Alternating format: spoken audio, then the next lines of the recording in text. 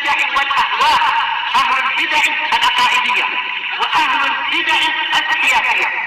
نقول بيننا وبينكم السلف، بيننا وبينكم الكتب، كان فيقول البدع بيننا وبينكم. بسم الله الرحمن الرحيم. الحمد لله الذي أرسل رسوله بالهدى ودين الحق ليظهره على الدين كله وكفى بالله شهيدا. أشهد أن لا إله إلا الله وحده لا شريك له إقرارا به وتوحيدا،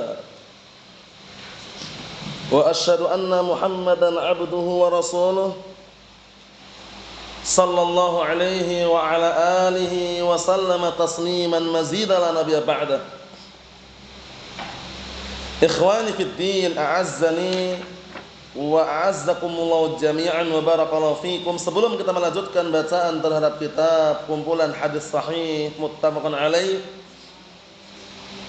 yang diambil dari kitab Riyadhus Shalihin, dikumpulkan oleh Syekh Abdullah Al-Riyani asbahullah.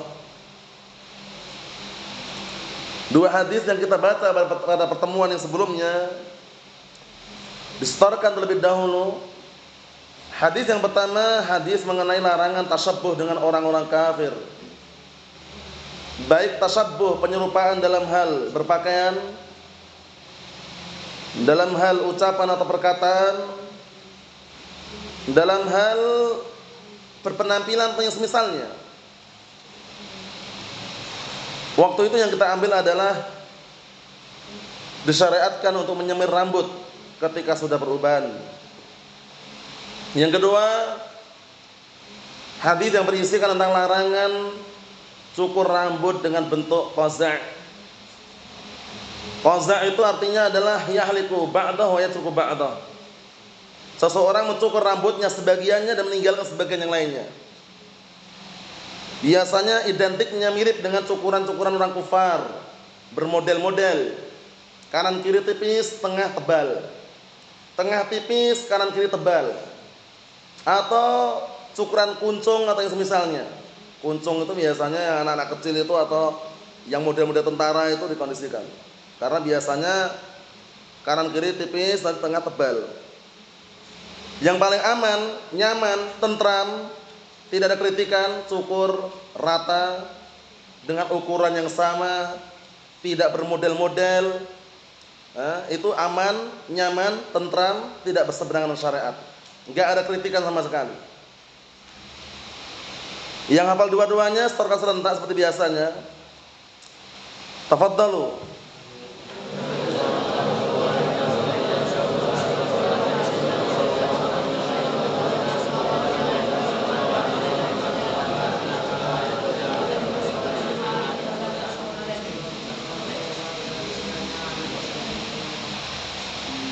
Allahu musta'an. Nah, masantum barakallahu fik, a'anakumullah. Kita lanjutkan yang berikutnya. Bab yang baru. Itu bab haramnya menyambung rambut palsu dan tato. Baik tato yang permanen maupun tato yang tidak permanen, bisa dihapus atau yang semisalnya, itu ternyata haram dalam syariat. Ancamannya laknat, enggak sembarangan. Laknatnya datang dari Allah Subhanahu wa taala, berarti apa? Diusir, dijauhkan dari rahmat Allah Subhanahu wa taala. Terus bagaimana kalau seandainya rambutnya itu rontok, rambutnya dia punya penyakit rambutnya rontok, boleh enggak dia sambung dengan rambut palsu? Kisahnya waktu itu ada seorang wanita dalam hadis Aisyah radhiyallahu anha datang kepada Rasulullah sallallahu alaihi wasallam melaporkan tentang putrinya hendak menikah. Putrinya ini ternyata punya penyakit sehingga rambutnya rontok. Dan suaminya kasihan. Akhirnya bertanya, apakah boleh aku menyambung rambut palsu? Kemudian Rasulullah SAW menyebutkan dengan semakna hadis yang akan kita baca ini. Ternyata ada ancaman laknat. La'anallahu al-wasilah wal mustawsilah. Allah telah melaknat orang yang menyambung rambut dan yang disambung. Yang menyambung itu kena laknat, yang disambung juga kena. Rambut palsu, rampal. Rambut palsu. Paham ya? Dikondisikan. Kenapa demikian? Karena biasanya saksikan orang-orang kalau menikah, rambut sudah bagus kan, tapi mereka pakai apa? Pasang apa itu? Rambut gelungan itu kan, rambut palsu kan, untuk apa? Laknat ancamannya. Paham ya? Yang simpel itu ahlus sunnah. Akhwat-akhwat ahlus sunnah kalau menikah di tempat tertutup, yang lihat hanya akhwat semuanya, masih pakai jilbab, kerudung, aman. Kalau orang-orang awam, lalu pernikahan bagaimana? Ya, dihiasi dengan sedemikian rupa, rambut pun sudah bagus dikasih rambut palsu, ya kan? Kemudian disaksikan laki-laki perempuan, ya kan? Allahumma musta'an. Pastikan ahlus sunnah wal jamaah tidak demikian caranya. Caranya dengan cara yang syar'i, laki-laki sendiri, perempuan sendiri. Kalaupun akhwat ingin melihat, akhwat aja yang lihat. Melihat calon apa? Atau melihat pengantin perempuan tadi. Yang laki-laki ya laki-laki aja. Aman, terpisahkan. Syahidnya apa barakallahu fiik? Menyambung rambut palsu ancamannya laknat. Ingat-ingat, laknat. Laknat kalau datang dari Allah Ta'ala apa maknanya? At-tardu wal ibti'adu min rahmatillah. Terulang-ulang lagi, dihafalkan. Laknat kalau datang dari Allah Ta'ala maknanya apa? At-tardu wal ibti'adu min rahmatillah. Pengusiran dan penjauhan dari rahmat Allah Subhanahu wa taala. Ini harus terkondisikan loh ya, agar antum bisa membedakan nanti laknat yang datang dari Rasulullah apa, laknat yang datang dari Allah Ta'ala apa, laknat yang datang dari sesama makhluk, sesama manusia apa. Paham ya? Seperti itu. Nah, jangan sampai keliru atau jangan sampai gagal paham. Kemudian al-wasm itu adalah tato. Sebagian mereka ada juga mengatakan mentato di gusi, maksudnya menambal gigi dengan apa? Kawat. Tapi tujuannya untuk kecantikan atau kegantengan. Dipahami baik-baik. Nah, barakallahu fiik, seperti itu. Dia tujuannya itu, nah barakallahu fiik, ternyata kena ancaman laknat. Ancaman apa? Laknat. Mafhum insyaallah ya. Jadi untuk masalah tato ini, yang mentato dan yang ditato kena laknat. Kalau tato nggak permanen bagaimana? Pakai pena gini dibikin di gambar-gambar, hati-hati. Makanya sering ana ingatkan kan, hati-hati jangan main tato. Tato kan ada yang permanen, ada yang tidak. Yang permanen yang antum saksikan kadang sulit sekali untuk dihapus kecuali dengan cara yang sedemikian rupa, laser atau yang semisalnya itu. Paham ya? Sakit luar biasa. Tapi kalau pakai pena bagaimana? Dicoret-coret, digambar bunga di tangan, khawatir. Itu juga termasuk tato. Paham? Kenapa? Karena tato ada yang permanen dan tidak permanen. Ya biarkan tangan bersih aja, nggak usah coret-coret. Paham ya? Allah musta'an. Kita lihat biar tambah jelas hadisnya. Kita ambil dua nanti insyaallah pendek-pendek. An Abdullah bin Umar radhiyallahu anhuma anna Rasulullah sallallahu alaihi wasallam qala la'anallahu al-wasilah wal mustawsilah wal washimah wal mustawshimah. Muttafaqun alaih. Dalam riwayat yang lain wal mutafallijati lil husn. Ana artikan disimak baik-baik. Dari hadisnya Abdullah bin Umar radhiyallahu anhuma bahwasanya Rasulullah SAW berkata, Allah Ta'ala melaknat al-wasilah, orang yang menyambung rambut, wal mustausilah, dan yang disambung. Yang menyambung kena laknat, yang disambung kena laknat. Dua-duanya kena laknat. Yang berikutnya wal washimah wal mustaushimah, dan melaknat orang yang mentato dan yang ditato. Paham? Mentato berarti orang yang mentato, yang ditato berarti yang minta tadi. Kena laknat dua-duanya. Dalam riwayat yang lain, dan orang-orang yang apa? Yang memasang kawat di giginya untuk keindahan, kecantikan, kegantengan. Kena ancaman laknat. Paham? Oh gigi dah bagus, kasih kawat. Kawatnya nyetrum lagi misalkan. Allah musta'an. Katanya biar ganteng. Itu keliru kalau biar ganteng. Biar cantik keliru. Tapi kalau dia nggak bisa makan, nggak bisa bicara, paham ya? Bilang na'am, sulit misalkan, boleh. Paham ya? Nggak mau bilang Allahu Akbar, misalkan. Nah, akhirnya dikasih itu langsung bisa ngomong misalkan, nggak masalah. Yang dilarang itu untuk keindahan. Ingat-ingat, mutafallijati lil husn. Ini catatan penting biar antum enggak gagal paham. Paham? Jadi masang kawat itu tujuannya biar cantik, ganteng. Nah, itu yang dilarang. Kan banyak kan orang-orang di luar sana banyak kan? Tujuannya wah, si fulan Masya Allah sekarang pasang kawat giginya. Allah musta'an. Sekarang buangan dulu padahal. Nah, tujuannya sudah keliru kalau itu. Yang diperbolehkan ingat-ingat, yang diperbolehkan kalau dia nggak bisa makan kecuali giginya kasih kawat. Boleh. Dia bicaranya nggak jelas. Kalau ngomong orang nggak paham, akhirnya kasih kawat, nggak masalah. Tapi kalau lil husn, ucapan lil husn ini penting ini. Memasang kawat di gigi dalam rangka untuk keindahan, kecantikan, kegantengan, itulah yang kena ancaman laknat. Mafhum? Biasa-biasa aja, normal-normal aja. Ngapain pasang kawat? Pasang kawat kemudian ada yang dipasang apa kayak mutiara itu ya, ada yang biru, kuning, macam-macam. Dalam riwayat yang lain sebutkan apa? Nah, barakallahu wal mughayyirat li khalqillah, dan orang-orang yang mengubah ciptaan Allah taala. Kena ancaman laknat juga. Perhatikan itu ya. Orang-orang yang mengubah apa? Ciptaan Allah Subhanahu wa taala. Contohnya, sudah ada alis baru, alis asli, ori, sama orang-orang dikerok. Bersihkan dikasih apa? Alis palsu. Para akhwat orang-orang awam. Biasanya yang jauh dari ilmu seperti itu biasanya. Sudah kalau punya alis asli, alisnya dikerok, dihabisin, dicukur, kasih alis palsu. Mengubah ciptaan Allah taala. Bayangkan itu. Benar enggak seperti ini? Orang-orang awam banyak seperti itu. Alis yang asli ini dibuang sama mereka. Dihabisin gitu, mereka kasih alis palsu, panjang ini. Allahul musta'an. Mengubah ciptaan Allah Subhanahu wa taala. Contoh yang lain, LGBT. Masuk kena ancaman laknat juga itu. Dilahirkan laki-laki pengen jadi perempuan, operasi plastik. Mengubah ciptaan Allah taala. Dilahirkan perempuan pengen jadi laki-laki, operasi plastik. Mengubah ciptaan Allah taala. Dilahirkan dia laki-laki, malah pengen punya apa? Dua kemaluan. Operasi plastik, mengubah ciptaan Allah taala. Bisa dipahami? Itu masuk semuanya, hati-hati. Ancaman laknat itu ngeri. Orang ke santai-santai, tapi kalau udah laknat datang dari Allah taala, apa maknanya ini? Diusir, dijauhkan dari rahmat Allah Subhanahu wa taala. Mafhum? Nah, mengubah ciptaan Allah taala termasuk kena ancaman laknat. Di antaranya biasanya perempuan-perempuan yang banyak gaya itu yang jauh dari ilmu syariat, jauh dari agama, ya kan? Sudah punya alis bagus, alisnya dibersihkan, dicukur, diganti alis palsu. Paham ya? Padahal alis palsunya bukan alis beneran, cuman semacam pensil itu loh. Pensil alis seperti ini. Allah musta'an, kurang gawean itu loh. Kurang kerjaan itu loh. Nah, ya itulah yang namanya apa? Tidak tahu syariat, jauh dari agama ya.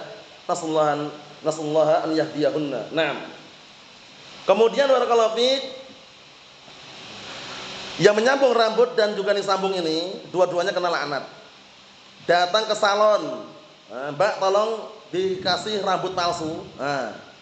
Yang tadi yang di salon tadi, yang menolong untuk menyambung rambut palsu kena laknat. Yang meminta tadi juga kena laknat. Dua-duanya dilaknat. Mafhum?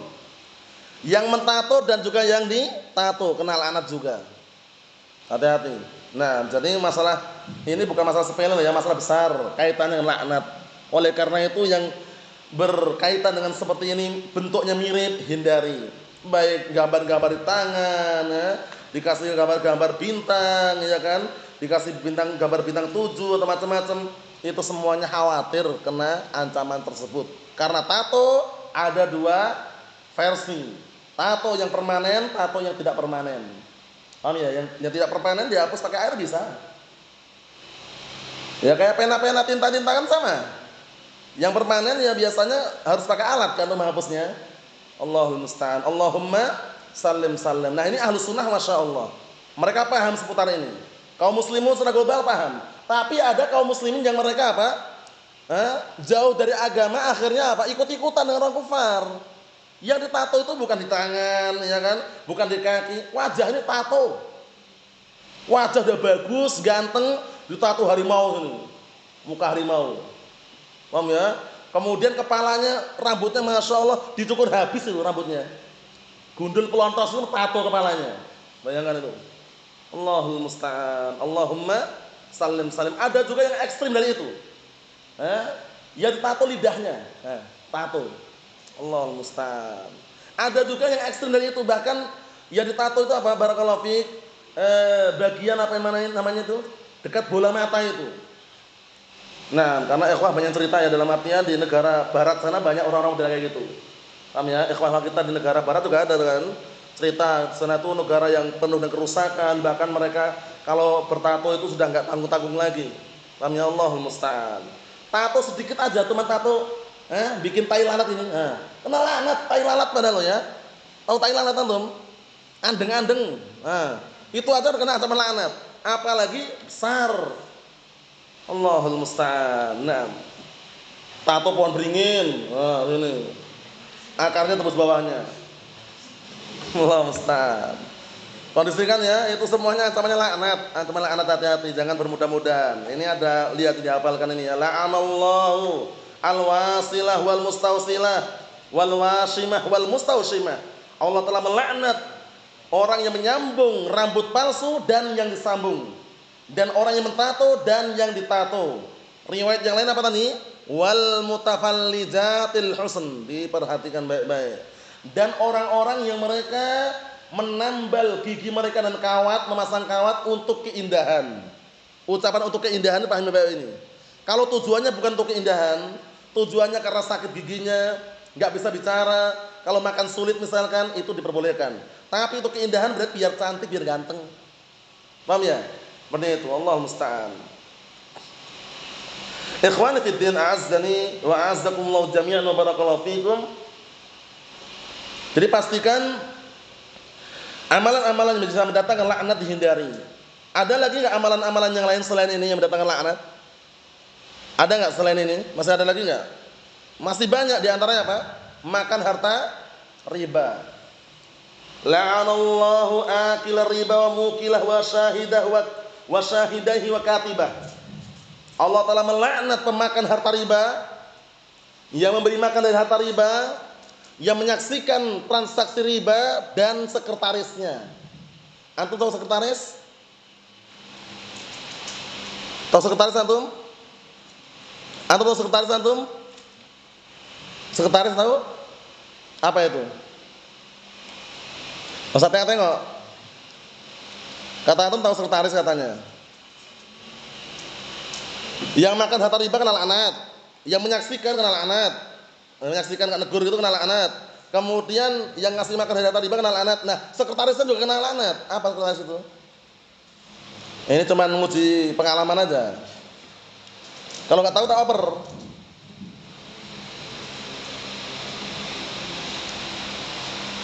Ayo, sekretaris Ibrahim. Apa? Ayo, penulis. Sekretaris itu yang nulis, yang tukang nulis, juru tulisnya itu sekretaris namanya. Tukang parkirnya, yang pakainya orange itu biasanya itu. Kena laknat gak kira-kira? Tukang parkir di bank itu, bank BRI, bank BNI, bank BCA, bank BSI misalkan. Tukang parkirnya itu loh. Kena ancaman laknat gak? Khawatir. Sahih. Kenapa khawatir? Ta'awun. Ya kan? Wala ta'awanu 'alal ismi wal 'udwan. Jangan kalian tolong-menolong dalam perbuatan dosa dan permusuhan. Praktek dalam bank, praktek apa biasanya? Praktek ribawiyah kan? Dia nolong ngerapikan motor-motornya. Sambil menyelam minum air. Sambil ngerapikan dapat uang dia. Uang parkir. Paham ya? Ancamannya ngeri barakallahu fiik. Walaupun enggak ada nas langsung, khawatir dia termasuk ta'awun situ. Yang paling selamat bagaimana? Lebih baik dia jadi barakallahu jupar di pasar itu, juru parkir di pasar itu. Paham ya? Namun aman itu. Pasar kan umum sifatnya kan? Malah dia tadi tukang parkir di bank, hati-hati.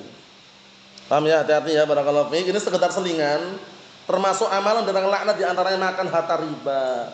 Ini pun orang-orang kadang bermudah-mudahan, padahal dari tanbih diperingatkan bahwasanya hampir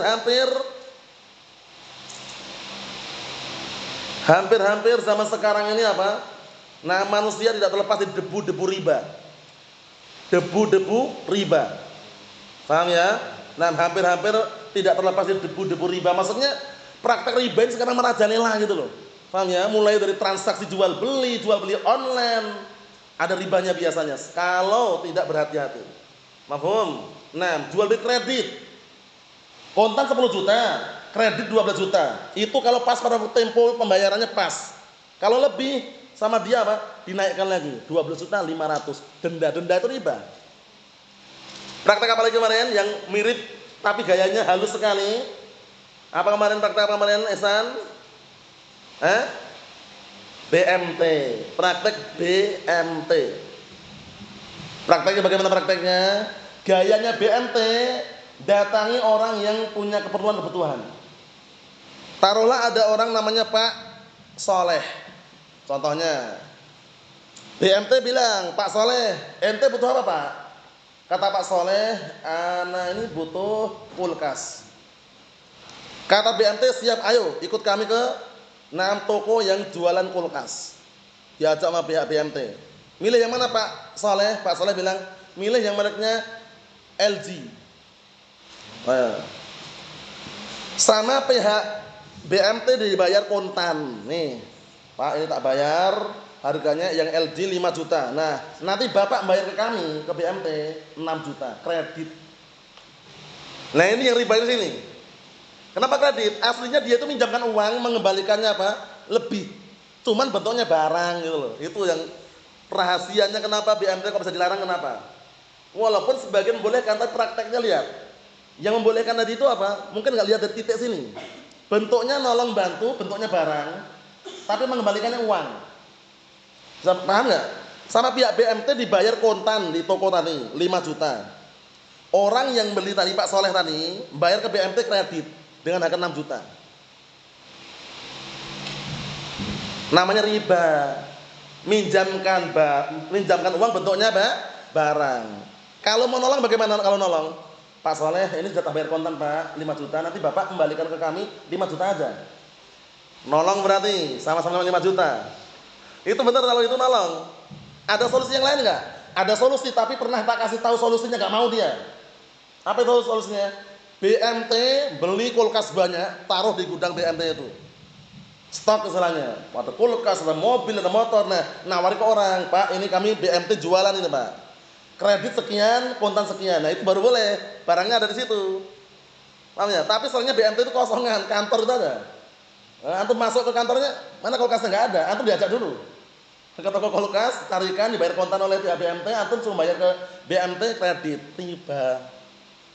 Permainannya halus, mulus, lembut, berbahaya. Halus, mulus, lembut, licin. Paham ya? Melesetkan dalam jurang kesesatan olehnya itu billah. Hati-hati ya, ini sekedar selingan biar nanti antum enggak tertipu. Yang namanya praktek ribawiyah zaman sekarang itu serba apa? Serba dibikin halus biar orang enggak nampak gitu loh. Allahul musta'an. Ikhwani fid din azzani wa azzakumullah jami'an wa barakallahu fikum. Ada lagi enggak amalan yang mendatangkan laknat selain itu? Kalau yang tahu sebutkan. Amalan apa lagi yang bisa mendatangkan laknat selain makan riba ini?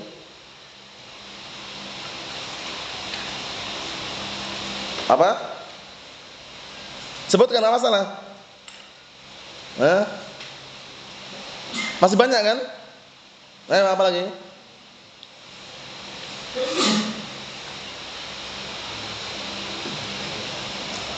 Naam, mengubah batas tanah. Biasanya orang-orang, nah barakallahu fi, yang digelari tuan-tuan takur itu. Tuan takur itu tukang juragan tanah.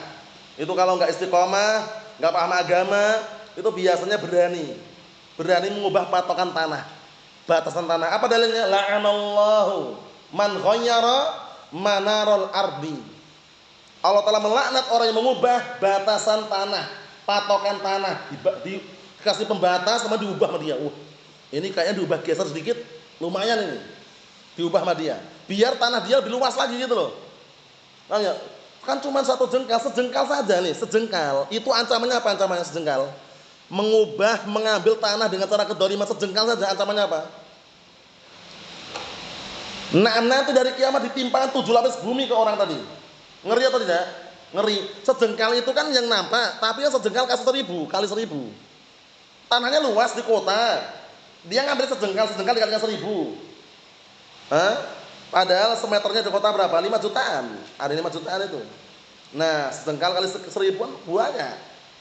Nah, ancamannya laknat, hati-hati. Kalau antum dan kita nanti ternyata dapat jatah tanah, terpaksa kita harus ngalah-ngalah aja. Terpaksa ngalah-ngalah daripada rebutan tanah ujung-ujungnya apa? Mendolimi orang lain, rebut tanah orang lain. Ancamannya apa? Man akhada shibran minal ardulma tuwiqahu yaumal qiyamah min sab'i aradin. Atau kama qala Nabi sallallahu alaihi wasallam. Artinya, barang siapa yang mengambil sejengkal tanah saja dengan cara kedzaliman, nanti dari kiamat ditimpakan 7 lapis bumi. Wal'iyadzubillah. Sekarang antum bayangkan logika antum. Coba, bumi 7 lapis. Lapisan pertama itu sampai mana tahu nggak antum? Nggak ada yang tahu kan? Lapisan yang pertama ini sekarang antum di atasnya ini. Kita ini sekarang di atas mana? Di atas bumi kan? Nah, lapisan bumi pertama ini sampai mana tahu nggak? Nggak tahu kan? Nggak pernah ada cerita orang gali sumur sampai tembus bumi berikutnya, nggak pernah. Pernah? Sekian kilo dijumpai orang nembus bumi berikutnya, nggak ada. Paling-paling udah meninggal duluan. Paham ya? Karena semakin ke dalam sana semakin habis oksigennya biasanya. Kalau nggak pakai alat-alat itu sulit sekali. Paham ya? Nah, barakallahu fiik. Nah, ini berarti menunjukkan peringatan penting. Kalau cuma gara-gara tanah dan tidak bisa diselesaikan, lebih baik kita ngalah lah. Paham ya? Kalau nggak bisa selesaikan ya. Tapi kalau bisa diselesaikan, selesaikan. Karena teman sejengkal adalah ancaman ngeri juga sejengkal padahal. Allah musta'an. Amaran apa lagi? Selain itu ada lagi enggak? Apa? Ancaman laknat apa lagi?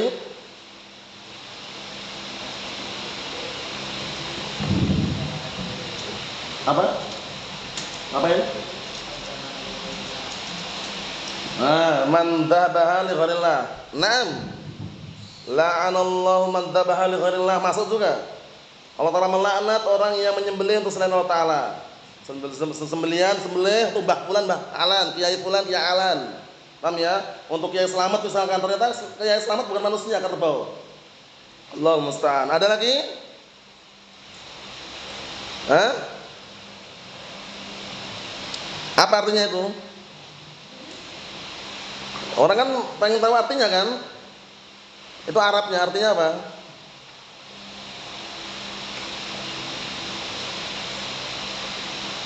Artinya kan ada, itu kan Arab kan? Artinya apa? Orang yang menolong apa?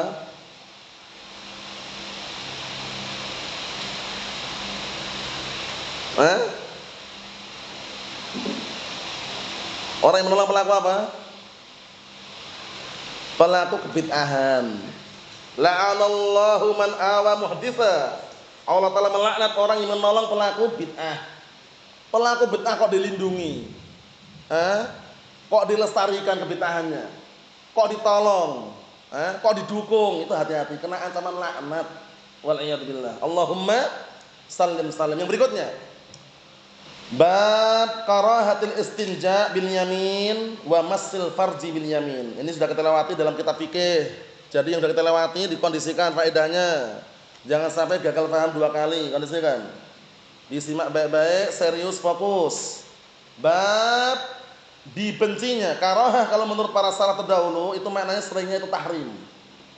Bab dimakruhkannya istinja bersuci dengan tangan kanan dan menyentuh kemaluan dengan tangan kanan. Sudah kita lewati pembahasannya. Ketika orang ingin buang air kecil misalkan, tangan kanan kita hanya membantu mengambil gayung atau mengambil air.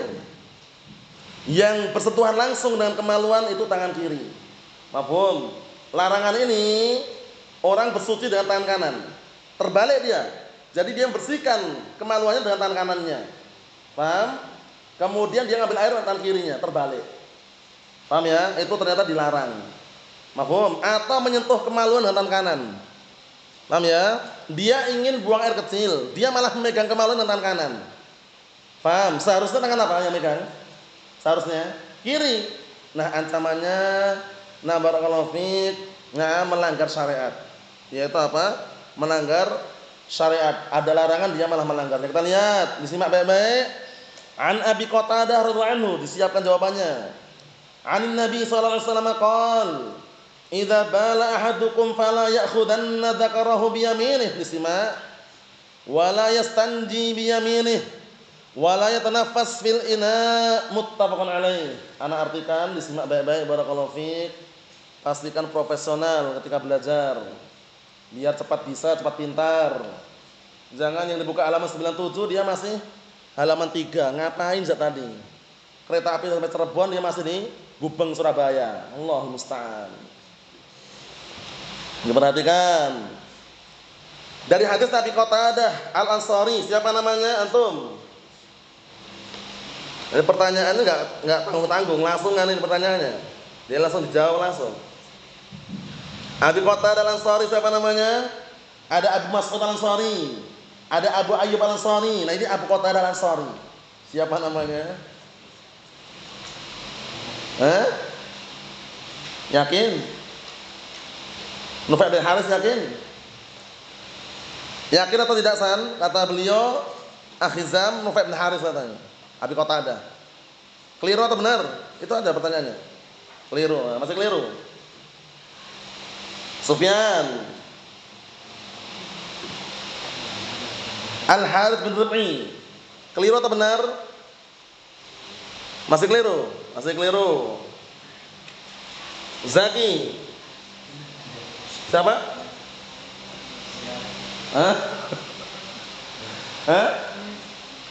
Yakin atau ragu? Yakin. Benar atau keliru? Serius, fokus. Paham ya? An Abi Qatadah Al-Harits bin Rib'i. Kalau Nufai bin Harits, siapa itu? Nufai bin Harits.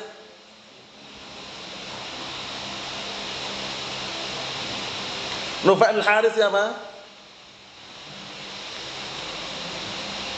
Namanya siapa?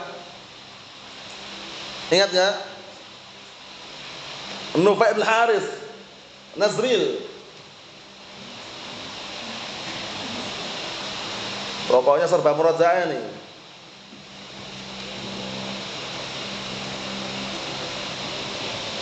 Nufai bin Harits Abu Bakrah. Abu Bakrata namanya Nufai bin Harits. Abi Ayyub Al-Ansari. Abu Ayyub Al-Ansari yang tertukar. Masih ada Abu Mas'ud Al-Ansari. Khalid bin Zaid atau Zaid bin Khalid? Khalid bin Zaid. Benar atau keliru? Benar atau keliru? Khalid bin Zaid, benar atau keliru? Benar? Bukan Zaid bin Khalid?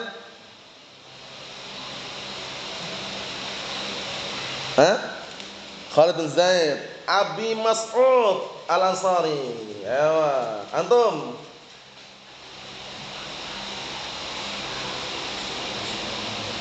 Uqbah bin Amr. Dihafalkan ya. Ada Abu Qatadah, Abu Ayyub, kemudian Abu Mas'ud. Kita artikan simak baik-baik barakallahu fiik. Dari Rasulullah SAW beliau bersabda, "Idza bala ahadukum fala ya'khudanna dzakarahu bi yaminih." Disimak artinya tak terjemahkan. Apabila salah seorang di antara kalian sedang kencing, maka jangan menyentuh atau mengambil kemaluannya dengan tangan kanannya. Berarti bagaimana mafhumnya? Pakai tangan kiri. Megang kemaluannya tangan kiri. Tangan kanan hanya bantu ketika ngambil air dan gayung atau semisalnya. Adapun yang mubasyarah, bersentuhan langsung untuk bersuci, membersihkan, tangan kiri. Mafhum sama? Ayo na'am. Wala yastanji bi yaminih, dan jangan bersuci dengan tangan kanan. Jangan bersuci dengan tangan kanan, disimak. Jangan bersuci dengan tangan kanan. Berarti bagaimana? Tangan kanan hanya membantu mengambil air, dia bersuci, membersihkan area kemaluannya, tangan apa? Kiri. Wala yatanaffas fil ina, yang tidak tahu artinya diartikan. Dan jangan bernafas di bejana. Bejana di sini maksudnya diantaranya adalah apa? Gelas. Antum minum gini, jangan hindari. Minum. Kalau ternyata gak kuat, turunkan dulu, bernafas dulu. Baru minum lagi. Itu maksudnya. Paham? Tidak bernafas di dalam bejana, dalam gelas atau semisalnya. Mafhum? Syahidnya mana syahidnya? Pertama dan kedua tadi itu. Yaitu pertama, tidak boleh menyentuh, memegang kemaluan dengan tangan kanan. Yang kedua apa? Tidak boleh bersuci dengan tangan kanan. Mafhum Imran? Berarti ketika orang sedang kencing, buang air kecil, megang kemaluannya pakai tangan kanan atau kiri? Kiri. Ketika bersuci pakai tangan kanan atau kiri? Bersucinya pakai tangan Ketika bersuci pakai tangan kanan atau tangan kiri? Kiri. Tangan kanannya untuk apa? Hanya untuk ta'awun, menolong, membantu ngambil air dengan ciduk atau yang semisalnya. Mafhum hafid? Mafhum? Ayo na'am. Istinja artinya apa?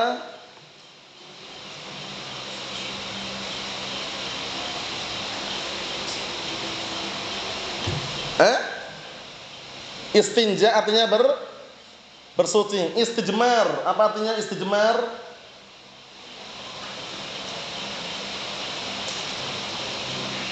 Bersuci dengan batu.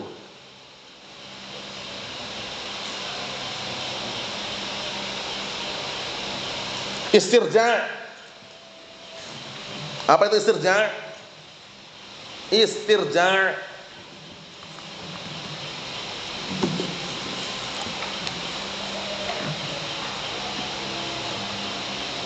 Inna lillahi wa inna ilaihi raji'un. Paham ya? Nah, kemudian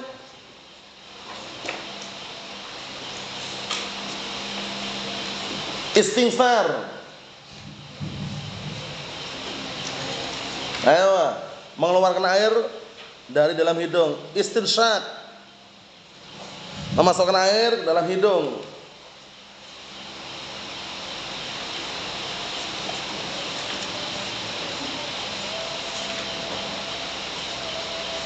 Istihadhah. Istihadhah.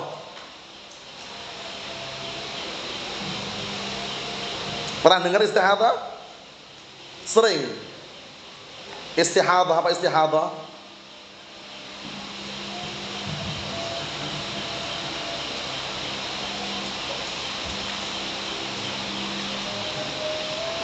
Belum? Antum bisa Mas istihadhah? Antum ya. Apa? Darah penyakit. Laki-laki atau perempuan? Perempuan. Paham ya? Darah yang keluar dari rahim wanita sebabnya karena apa? Luka-luka yang ada pada dinding rahim atau karena penyakit. Nah, itu kita lihat semuanya. Rasulullah assalamatu alaihi wa alhamdulillah.